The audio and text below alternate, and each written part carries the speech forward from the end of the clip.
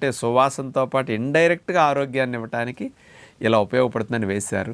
ఈ రోజుల్లో చాలామంది యాలకుల్ని బిర్యానీలు, పలావులు ఇట్లా చేసేటప్పుడు మసాలాలో నూనెలో వేపించేసేస్తున్నారు.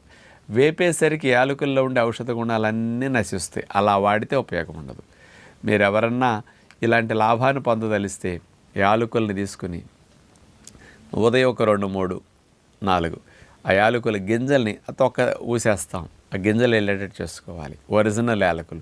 సాయంకాలం ఒక 3, 4 యాలకులు అట్లా భోజనానంతరం ఎప్పుడన్నా వాడుకుంటే బీపీ కోసం న్యాచురల్గా రక్తనాళాల్లో ఇలాంటి లాభాలు పొందటానికి మనకి అందులో ఉండే కెమికల్ కాంపౌండ్స్ ఈ 3 రూపాల్లో హెల్ప్ చేస్తుందన్నమాట. ఇట్లా హాని లేని విధంగా యాలకుల్ని ఇట్లా వాడుకుంటే మరి అందులో ఉండే అనేక రకాల యాంటీ ఆక్సిడెంట్స్ కూడా మన ఆరోగ్యానికి, రక్షణ వ్యవస్థ కూడా చాలా మేలు చేసే ఉంటాయి. డైజెస్టివ్ సిస్టానికి కూడా యాలకులు చాలా మంచిది. నోరు